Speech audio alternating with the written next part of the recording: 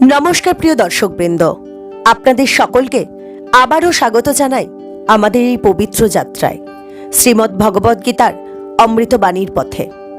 গত পর্বে আমরা গীতার প্রথম 4টি অধ্যায় অর্জুনের বিষাদযোগ, কর্মযোগ, জ্ঞান ও নিষ্কাম কর্মের কথা জেনেছি। সেখানে আমরা দেখেছি মানুষ জীবনে সংকটে পড়লে কিভাবে বিভ্রান্ত হয়, আর সেই বিভ্রান্তির মধ্যেই কিভাবে ভগবান শ্রীকৃষ্ণ আলোর পথ দেখান। আজকের এই দ্বিতীয় পর্বে আমরা আলোচনা করব পঞ্চম অধ্যায় থেকে সপ্তম অধ্যায় পর্যন্ত, যেখানে কর্ম, ত্যাগ, ভক্তি এবং মৃত্যুর পর আত্মার গতি সম্পর্কে গভীর অথচ সহজ শিক্ষা দেওয়া হয়েছে। চলুন মন শান্ত করে হৃদয় খুলে এই অমৃত কথা শুরু করি। পঞ্চম অধ্যায় শুরু হয় একটি অত্যন্ত গুরুত্বপূর্ণ প্রশ্ন দিয়ে। ত্যাগ কি বড় না কর্ম? অর্জুন শ্রীকৃষ্ণকে প্রশ্ন করেন, হে কৃষ্ণ, আপনি কখনো বলেন কর্ম করো, আবার কখনো বলেন কর্ম ত্যাগ করো। আমি বুঝতে পারছি না কোন পথটি শ্রেষ্ঠ। এই প্রশ্ন শুধু অর্জুনের নয়, আজও অসংখ্য মানুষ এই প্রশ্ন নিয়ে দ্বিধায় থাকে। কেউ ভাবে সংসার ছেড়ে দিলেই মুক্তি, আবার কেউ ভাবে কাজ করলেই সব হবে। কিন্তু গীতা বলে ত্যাগ এবং কর্ম দুটোরই মূল হলো অনাসক্তি। এই কথা বুঝিয়ে দেওয়ার জন্যই শুরু হলো পঞ্চম অধ্যায়, কর্ম সন্ন্যাস যোগ। ত্যাগী এবং কর্মযোগীর মধ্যে পার্থক্য কি? শ্রীকৃষ্ণ বলেন, ত্যাগী আর কর্মযোগী দুজনেই শুভ ফল পান, কিন্তু কর্মযোগী সহজ, সরল এবং শ্রেষ্ঠ। এখানে গীতার অন্যতম বড় শিক্ষা হলো মানুষকে সংসার ছেড়ে পালাতে হবে না, বরং সংসারের মধ্যেই ঈশ্বরকে উপলব্ধি করতে হবে। যে ভেবে থাকে আমি সব ছেড়ে পাহাড়ে চলে যাব, সে বাস্তবে সমস্যাগুলি থেকে পালায়, সমাধান করে না। কৃষ্ণ স্পষ্ট করে বলেন, যে ব্যক্তি কর্ম করে কিন্তু ফলের প্রতি আসক্ত নয়, সেই প্রকৃত সন্ন্যাসী। সত্যিকারের সন্ন্যাসী কি? একজন মানুষ চুল মুড়িয়ে গেরুয়া পরে নিলেই সন্ন্যাসী হয়ে যায় না। সন্ন্যাসের গভীর অর্থ হলো মন থেকে কাম, ক্রোধ, লোভ দূর করা, অহংকার ত্যাগ করা। কাজ করো কিন্তু আমি ভাবনা রেখো না, সবার প্রতি সমবেতন দৃষ্টি রাখা। গীতা বলে, যে ব্যক্তি নিজের ইন্দ্রিয় জয় করেছে তার কাছে কর্ম হোক বা ত্যাগ দুটোই তাকে মুক্তির দিকে নিয়ে যায়। অর্থাৎ বাইরের নয়, ভিতরের সন্ন্যাসী আসল। কেন কর্মযোগী শ্রেষ্ঠ পথ? শ্রীকৃষ্ণ বলেন, নিষ্কাম কর্ম করলে মানুষ দ্রুত শান্তি পায়, কারণ কর্মযোগ মানুষকে সক্রিয় করে, মনকে শক্ত করে, দায়িত্ববোধ বাড়ায়, সমাজের উপকার হয় আর অহংকার ভাঙে। ত্যাগের পথে অনেকের পক্ষে চলা কঠিন, কিন্তু কর্ম সবাই করতে পারে। তাই ভগবান বলেন, কর্মযোগ সন্ন্যাসের তুলনায় সহজ এবং স্পষ্ট। মন জয়ই হল মুক্তির চাবিকাঠি। পঞ্চম অধ্যায়ের অন্যতম মূল বাণী হল, যে ব্যক্তি নিজের মন জয় করেছে সেই মুক্ত। তার করা কর্ম তাকে কোথাও বেঁধে রাখতে পারে না। আমরা বাইরে শত্রু খুঁজি, কিন্তু আসল শত্রু আমাদের ভেতরে। ইচ্ছা, ভয়, সংশয়, অতৃপ্তি এগুলিই আমাদের দুঃখের আসল কারণ। যে ব্যক্তি নিজের মনকে সঠিক পথে আনতে পারে তার জীবনে আলো আসে। সবার প্রতি সমদৃষ্টি জ্ঞানের শ্রেষ্ঠ লক্ষণ। ভগবান শ্রীকৃষ্ণ বলেন, জ্ঞানী ব্যক্তি ব্রাহ্মণ, গরু, হাতি, কুকুর, এমনকি অসুচি মানুষ সবাইকে সমান দৃষ্টিতে দেখে। এর মানে কি? জাতি নয়, রূপ নয়, সম্পদ নয়, জ্ঞান নয়, কোনো কিছুর উপর মানুষের মূল্য নির্ধারণ হয় না। যে মানুষের অন্তর পবিত্র তাকেই শ্রেষ্ঠ বলা হয়। আজকে পৃথিবীতে যখন বর্ণবাদ, জাতিবিদ্বেষ, লোভ, হিংসা বাড়ছে, এই শ্লোকই সবচেয়ে বেশি প্রয়োজন। অন্তরের শান্তি প্রকৃত সুখ। ভগবান বলেন, যে ব্যক্তি বাহ্যিক জিনিসে আনন্দ খোঁজে সে ক্ষণস্থায়ী সুখ পায়, কিন্তু যার আনন্দ অন্তরের শান্তিতে, তার সুখ চিরস্থায়ী। আমরা সাধারণত ভাবি বড় গাড়ি, দামি ফোন, টাকা, নাম, খ্যাতি এসবেই সুখ। কিন্তু একটু লক্ষ্য করুন তো, যাদের এগুলো সবচেয়ে বেশি আছে তাদের হতাশাও কিন্তু সবচেয়ে বেশি। সত্যিকারের সুখ আসে নিজেকে জয় করলে, নিজের মনকে শুদ্ধ করলে, অন্যকে সাহায্য করলে আর ঈশ্বরকে স্মরণ করলে। ইন্দ্রিয় জয় না হলে শান্তি অসম্ভব। ভগবান শ্রীকৃষ্ণ বলেন, ইন্দ্রিয় যে মানুষের মনকে টানে সে কখনো শান্তি পায় না। চাই সেটা খাবারের লোভ, মোবাইলের আসক্তি, রাগ, কামনা, টাকার প্রতি মোহ। ইন্দ্রিয়জ আসক্তি মানুষকে দাস করে ফেলে। ইন্দ্রিয়কে দমন নয়, নিয়ন্ত্রণ করতে হবে। এটাই গীতার সঠিক পথ। কর্ম করে কিভাবে মুক্তি লাভ করা যায়, ভগবান উপায়টি খুব সুন্দর করে বলেছেন। কাজ করো, দায়িত্ব পালন করো, কিন্তু মনে কৃতিত্ব রেখো না। ফল ঈশ্বরকে অর্পণ করো। এই মনোভাব মানুষকে বেঁধে রাখে। যেমন একজন ডাক্তার যদি ভাবে আমি রোগীকে বাঁচালাম, তাহলে অহংকার বাড়বে। কিন্তু যদি ভাবে আমি ঈশ্বরের কাজে নিযুক্ত, তাহলে তার কর্ম পবিত্র হবে। গীতায় এই মনোভাবকেই বলে কর্মে আত্মদর্শন, ঈশ্বরকে প্রত্যক্ষ করা। পঞ্চম অধ্যায় শেখায় ত্যাগ মানে আসক্তি ছাড়া কাজ, কর্ম মানে দায়িত্বপূর্ণ জীবন, শান্তি মানে অন্তরের নিয়ন্ত্রণ, আর মুক্তি মানে অহংকারের বিলোপ। যে ব্যক্তি নিজের ভেতরের অশান্তিকে জ্ঞান, ভক্তি ও কর্মের মাধ্যমে শান্ত করে, তার জীবন আলোকিত হয়ে ওঠে। আজকের যুগে মানুষ যতই ধন, শৌখিনতা বা আরাম পাক না কেন, একটা জিনিস নেই, শান্তি। সেই শান্তির একমাত্র পথ হল কর্মসন্ন্যাস যোগের শিক্ষা। ষষ্ঠ অধ্যায় ধ্যান যোগ। মনই কি আমাদের বন্ধু না শত্রু?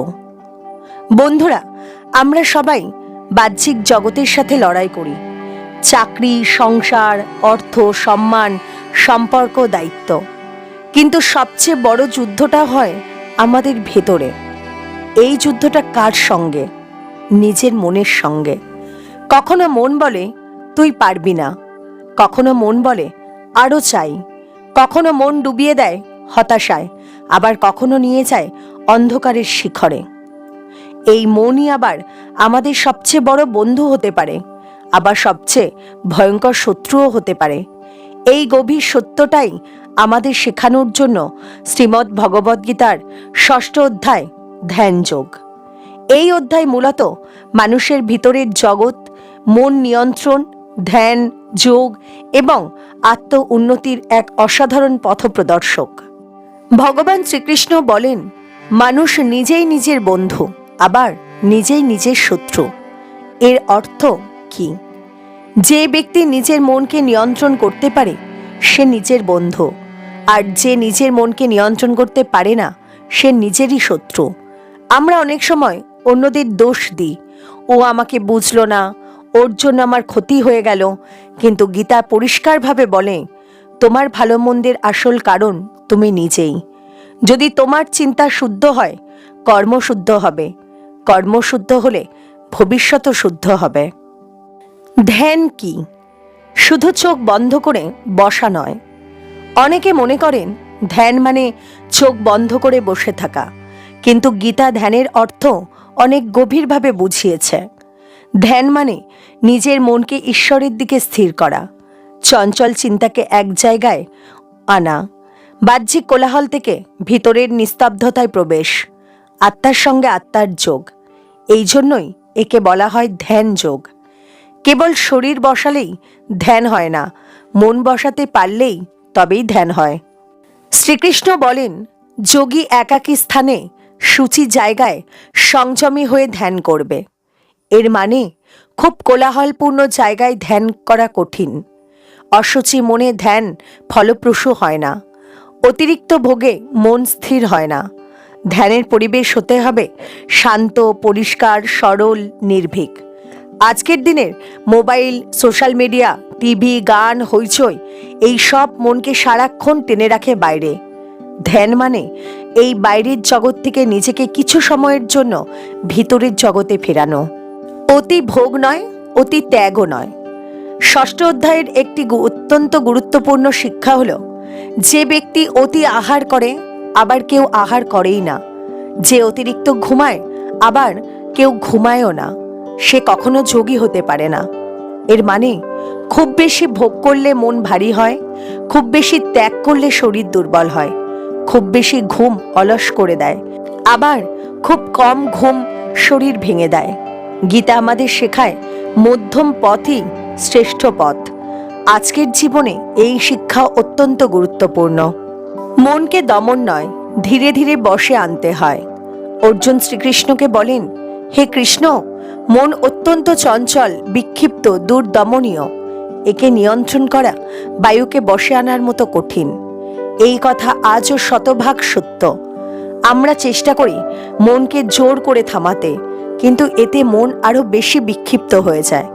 কৃষ্ণ উত্তরে বলেন, অভ্যাস ও বৈরাগ্যের মাধ্যমে মনকে নিয়ন্ত্রণ করা সম্ভব। এর মানে হলো একদিনে মন বশ করা যায় না, ধীরে ধীরে প্রতিদিন চেষ্টা করতে হয়। বারবার মন ছুটে যাবে, তাকে আবার ফিরিয়ে আনতে হবে। বিরক্ত না হয়ে নিয়ম চালিয়ে যেতে হবে। যেমন একটি বাচ্চা হাঁটতে শেখে, বারবার পড়ে যায় আবার উঠে দাঁড়ায়, ঠিক তেমনি মনকেও শেখাতে হয়। যে নিজের মন জয় করে সেই প্রকৃত যোগী। শ্রীকৃষ্ণ বলেন, যে ব্যক্তি সুখ দুঃখ মান অপমান শীত গ্রীষ্ম সব অবস্থাতেই সমান থাকে সেই যোগী। যোগী মানে শুধু গেরুয়া পরা লোক নয়। যোগী মানে যার মন শান্ত, যার মধ্যে অহংকার নেই, যার মধ্যে লোভ নেই, যে নিজের আবেগের দাস নয়, যে সকলকে সমান চোখে দেখে। আজকের সমাজে গেরুয়া কম, কিন্তু সত্যিকারের যোগী আরও বিরল। নিজের ভিতরেই ঈশ্বরের উপলব্ধি। ষষ্ঠ অধ্যায় আমাদের শেখায়, ঈশ্বর বাইরে কোথাও দূরে নন, ঈশ্বর মানুষের নিজের হৃদয়েই বিরাজমান। ধ্যানের মাধ্যমে যখন মানুষের মন শান্ত হয়, তখন সে অনুভব করে এক গভীর প্রশান্তি, এক অনির্বচনীয় আনন্দ, এক অপার্থিব সুখ। এটাই আত্ম উপলব্ধি। যে আত্মাকে জানতে পেরেছে সে আর কখনো ছোট সুখে আটকে থাকে না। অর্জুন একটি প্রশ্ন করেন শ্রীকৃষ্ণকে, যারা পথে বিচ্যুত হয় তাদের কি হয়? হে কৃষ্ণ, যে ব্যক্তি বিশ্বাস নিয়ে যোগ শুরু করলো কিন্তু শেষে ব্যর্থ হলো, তার পরিণতি কি? এই প্রশ্ন বহু মানুষের মনের প্রশ্ন। অনেকেই ভক্তিতে শুরু করে, পরে সংসার প্রলোভন মোহে হারিয়ে যায়।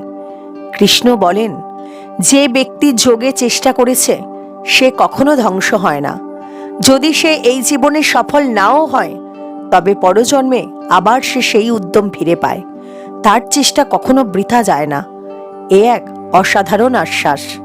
অর্জুন শ্রীকৃষ্ণকে প্রশ্ন করেন, সকল যোগীর মধ্যে শ্রেষ্ঠ কে? ভগবান উত্তর দেন, সমস্ত যোগীদের মধ্যে সেই শ্রেষ্ঠ যে অন্তরে আমাকে সর্বদা স্মরণ করে এবং পরম ভক্তিতে আমার আরাধনা করে। অর্থাৎ শুধু শরীর স্থির করলেই হবে না, শুধু শ্বাস প্রশ্বাস নিয়ন্ত্রণ করলেই হবে না, শুধু নির্জনে থাকলেই হবে না। সবচেয়ে বড় যোগ হলো ভক্তি যোগ। যে ভক্তির সঙ্গে ঈশ্বরকে স্মরণ করে সেই সর্বশ্রেষ্ঠ যোগী। ষষ্ঠ অধ্যায় থেকে জীবনে প্রয়োগযোগ্য 12টি অমূল্য শিক্ষা হলো, মনই মানুষের বন্ধু এবং শত্রুও। ধ্যান মানে ভিতরের শান্তির দিকে যাত্রা। জোর করে নয়, অভ্যাসে মনকে নিয়ন্ত্রণ করা। মধ্যম পথই শ্রেষ্ঠ পথ। অতি ভোগ এবং অতি ত্যাগ দুটোই বাধা। আত্মসংযমী যোগীর আসল শক্তি। ব্যর্থ হলেও যোগ সাধনা বৃথা যায় না। আত্ম উপলব্ধি জীবনের পরম লক্ষ্য। ধৈর্যই সাধনার প্রধান অস্ত্র। যে ভক্তি সহ ধ্যান করে সেই শ্রেষ্ঠ যোগী। শান্তমনই সত্যিকারের সুখ। ঈশ্বর মানুষের হৃদয়ের ভেতরেই বিরাজ করেন। গীতা আমাদের শেখায়, বাইরের জগৎ বদলানোর আগে ভেতরের জগৎ বদলানো জরুরি। আজকের ব্যস্ত দুশ্চিন্তাগ্রস্ত প্রতিযোগিতাময় জীবনে মানুষের সবচেয়ে বড় প্রয়োজন একটু ভিতরের শান্তি। এই শান্তি টাকা দিতে পারে না, নাম দিতে পারে না, ক্ষমতা দিতে পারে না। এই শান্তি একমাত্র ধ্যানই দিতে পারে। যে মানুষ নিজের মনকে জয় করেছে সেই প্রকৃত বিজয়ী। সপ্তম অধ্যায়, জ্ঞান বিজ্ঞান যোগ। মানুষ কেন ঈশ্বরকে খুঁজে বেড়ায়? মানুষ সারা জীবন কত কিছুই না খোঁজে, টাকা, সম্মান, ক্ষমতা, প্রেম, সাফল্য। কিন্তু এত কিছু পাওয়ার পরেও মনের ভেতরে কোথাও যেন এক শূন্যতা থেকে যায়। এই শূন্যতার প্রশ্নই হলো, আমি কি? এই জগতের সৃষ্টি কে করল? ঈশ্বর কোথায়? এই জিজ্ঞাসার উত্তর দিতেই শ্রীমদ্ ভগবদ্গীতার 7ম অধ্যায় জ্ঞান বিজ্ঞান যোগ, এই অধ্যায়ে শ্রীকৃষ্ণ প্রথমবার স্পষ্ট করে বলেন তিনি কে, কি তার শক্তি, আর কেন মানুষ তাকে চিনতে পারে না। শ্রীকৃষ্ণ বলেন, আমি তোমাকে জ্ঞান ও বিজ্ঞান সহকারে বলবো, যা জানলে আর কিছু জানার বাকি থাকবে না। এখানে দুটি শব্দ আছে, জ্ঞান অর্থাৎ বই পড়ে জানা, আর বিজ্ঞান অর্থাৎ নিজের জীবনের উপলব্ধি করা। অনেকে ঈশ্বর নিয়ে অনেক কথা জানে, কিন্তু খুব কম মানুষ ঈশ্বরকে অনুভব করে। গীতা শেখায় শুধু শোনা বা পড়া যথেষ্ট নয়, নিজের জীবনে উপলব্ধি করাই হলো আসল। এই জগৎ কার দ্বারা গঠিত? ভগবান বলেন এই জগৎ তাঁর দ্বারা তৈরি, কিন্তু তিনি এই জগতের দ্বারা আবদ্ধ নন। তিনি বলেন ভূমি, জল, অগ্নি, বায়ু, আকাশ, মন, বুদ্ধি ও অহংকার, এই 8টি আমার প্রাকৃতিক শক্তি। এই 8টি উপাদানের নাম অষ্টধা প্রকৃতি। এই দেহ, এই বিশ্ব, এই প্রকৃতি সবই ঈশ্বরের শক্তির প্রকাশ, কিন্তু ঈশ্বর নিজে এসবের ঊর্ধ্বে। যেমন আকাশে মেঘ আসে যায়, কিন্তু আকাশ নিজে বদলে যায় না, ঠিক তেমনি ঈশ্বরের শক্তিতে সৃষ্টি হয় জগৎ, কিন্তু ঈশ্বর নিজে অপরিবর্তনীয়। সবকিছুর মূল হলো আমি।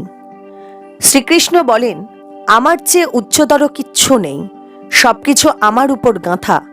যেমন সুতোয় গাঁথা থাকে মুক্তোর মালা, এই একটি বাক্যের মধ্যেই সমগ্র বেদান্তের সার। এই জগৎ আলাদা কিছু নয়, আমরা ঈশ্বরের বাইরে নই, আমরা সবাই তাঁর শক্তির প্রকাশ। সূর্যের আলো যেমন সূর্য থেকে আলাদা নয়, ঠিক তেমনি আমরাও ঈশ্বরের থেকে আলাদা নই। মানুষ কেন ঈশ্বরকে চিনতে পারে না? একটি বড় প্রশ্ন। যদি ঈশ্বর সর্বত্র থাকেন, তবে আমরা তাকে দেখি না কেন? শ্রীকৃষ্ণ বলেন আমার মায়া অত্যন্ত শক্তিশালী, এই মায়ার কারণেই মানুষ আমাকে চিনতে পারে না। কি এই মায়া? মোহ, অহংকার, লোভ, কাম, ভয়, সন্দেহ, এগুলোই মানুষের চোখের ওপর পর্দা ফেলে দেয়। যেমন সূর্য মেঘে ঢাকা পড়লে সূর্য অদৃশ্য হয় না, শুধু আমাদের চোখে পড়ে না, ঠিক তেমনি মায়ার কারণে ঈশ্বর আমাদের চোখে ধরা পড়ে না। 4 প্রকার ভক্ত, কে কিভাবে ঈশ্বরের কাছে আসে? শ্রীকৃষ্ণ বলেন 4 ধরনের মানুষ তাঁর শরণ নেয়, আর্তভক্ত, অর্থার্থী ভক্ত, জিজ্ঞাসু ভক্ত আর জ্ঞানী ভক্ত। আর্তভক্ত যারা দুঃখে পড়ে ঈশ্বরকে ডাকেন, যেমন রোগ, দারিদ্র, বিপদে পড়লে। অর্থার্থী ভক্ত যারা অর্থ, সম্পদ, সাফল্যের জন্য ভগবানের কাছে চান। জিজ্ঞাসু ভক্ত যারা জানতে চান আমি কে, ঈশ্বরকে। আর জ্ঞানী ভক্ত যারা ঈশ্বরকে চেনেন এবং নিঃস্বার্থভাবে ভালোবাসেন। শ্রীকৃষ্ণ বলেন এই 4 জনেই মহৎ, কিন্তু জ্ঞানী ভক্ত আমার হৃদয়ের সবচেয়ে কাছের। ভক্তি কেন সবচেয়ে সহজ পথ? সব মানুষ জ্ঞান চর্চা করতে পারে না, সব মানুষ গভীর ত্যাগও করতে পারে না, কিন্তু ভক্তি সবাই করতে পারে। একটি শিশুও যেমন মাকে ভালোবাসতে পারে, ঠিক তেমনি যে কেউ ঈশ্বরকে ভালোবাসতে পারে। ভক্তির জন্য লাগে অহংকারহীন মন, সরল বিশ্বাস, শুদ্ধ হৃদয়, নিরন্তর স্মরণ। ভক্তির পথে জটিল তত্ত্ব নেই, কঠোর নিয়ম নেই, কেবল হৃদয়ের টান আছে। এই কারণেই ভক্তির সবচেয়ে সহজ এবং গভীর পথ। ঈশ্বর সর্বত্র, তবু সবাই তাকে দেখতে পায় না। শ্রীকৃষ্ণ বলেন আমি সকল জীবের মধ্যে বিরাজমান, কিন্তু অজ্ঞ মানুষ আমাকে দেখতে পায় না। তিনি আরও বলেন আমি সূর্য ও চাঁদের আলো, আমি বেদের ওঙ্কার, আমি মানুষের বীরত্ব, আমি তপস্যাবানদের তপস্যা। এত সুন্দর করে ঈশ্বর বলেন তোমরা আমাকে দূরে খোঁজো কেন, আমি তো তোমাদের চারিপাশেই আছি। নিঃশ্বাসে প্রশ্বাসে, আলোর ঝিলিকে, জলের স্বাদে, মাটির গন্ধে, সবখানেই আমি। অধিকাংশ মানুষ কেন ঈশ্বরকে স্মরণ করে না? শ্রীকৃষ্ণ বলেন এই জগতে 4 ধরনের দুষ্ট মানুষ আমাকে স্মরণ করে না। মূঢ়, নরাধম, মায়ায় আচ্ছন্ন, অসুর স্বভাবের মানুষ। এর মানে হলো যারা নিজের দোষ মানে না, যারা শুধু ভোগে ডুবে থাকে, যারা অহংকারে অন্ধ, যারা অন্যায় করেও অনুতপ্ত হয় না। তারা ঈশ্বরের পথ থেকে দূরে থাকে। কিন্তু গীতা বলে, যে মানুষ একদিন অন্তর থেকে ফিরে আসে, ঈশ্বর তাকেও গ্রহণ করেন। সপ্তম অধ্যায় থেকে জীবনে প্রয়োগযোগ্য 12টি অমূল্য শিক্ষা হল: ঈশ্বরই সর্বোচ্চ সত্য, জ্ঞান ও উপলব্ধি এক নয়, এই জগৎ ঈশ্বরের শক্তিতে গঠিত, মায়াই ঈশ্বরকে আড়াল করে, দুঃখ মানুষকে ঈশ্বরের কাছে আনে, ভক্তি সবচেয়ে সহজ পথ, 4 প্রকার ভক্ত সকলেই পুণ্যবান, জ্ঞানী ভক্ত ঈশ্বরের প্রিয়, ঈশ্বর সর্বত্র বিরাজমান, অহংকার ঈশ্বর লাভের বড় বাধা, মানুষ নিজের জন্য বাঁচলে ঈশ্বরকে ভুলে যায়, ঈশ্বরকে স্মরণ করলেই জীবনে অর্থ আসে। গীতা আমাদের শেখায়, ঈশ্বর কোনো দূর আকাশে বসে থাকা শক্তি নন, তিনি আমাদের প্রতিটি নিঃশ্বাসে, প্রতিটি মুহূর্তে আছেন, কিন্তু মায়ার পর্দার কারণে আমরা তাকে অনুভব করতে পারি না। আর এই মায়া কাটানোর একমাত্র পথ ভক্তি, নিষ্কাম কর্ম, শুদ্ধ জ্ঞান। যে হৃদয়ে ভক্তি জেগে ওঠে, সে হৃদয় আর কখনো শূন্য থাকে না। প্রিয় দর্শকবৃন্দ, আজকের এই পর্বে আমরা গীতার 5ম থেকে 7ম অধ্যায়ের অমূল্য বাণী খুব সহজভাবে জানার চেষ্টা করলাম। যদি এই কথাগুলো আপনার মনকে একটু শান্ত করে, জীবন নিয়ে নতুনভাবে ভাবতে শেখায়, তাহলেই আমাদের এই প্রচেষ্টা সার্থক। গীতা আমাদের শেখায় অন্ধকারে আলো খুঁজতে, ভয়ের মধ্যে সাহস পেতে, আর জীবনের প্রতিটি মুহূর্তে ঈশ্বরকে অনুভব করতে। আপনার যদি এই ভিডিওটি ভালো লেগে থাকে, অবশ্যই একটি লাইক করবেন, আপনার মূল্যবান মতামত কমেন্ট করে জানাবেন, আর ভবিষ্যতে গীতার এমন সুন্দর ভিডিও পেতে আমাদের চ্যানেলটি সাবস্ক্রাইব করে রাখবেন। আপনার একটি সাবস্ক্রাইব আমাদের আরও সুন্দর কন্টেন্ট তৈরি করার অনুপ্রেরণা দেয়। পরবর্তী পর্বে আমরা আবার দেখা করব শ্রীমদ্ ভগবদ্ গীতার পরবর্তী অধ্যায়গুলির অমৃতবাণী নিয়ে। হরে কৃষ্ণ, হরে কৃষ্ণ, কৃষ্ণ কৃষ্ণ হরে হরে, হরে রাম, রাম রাম হরে হরে।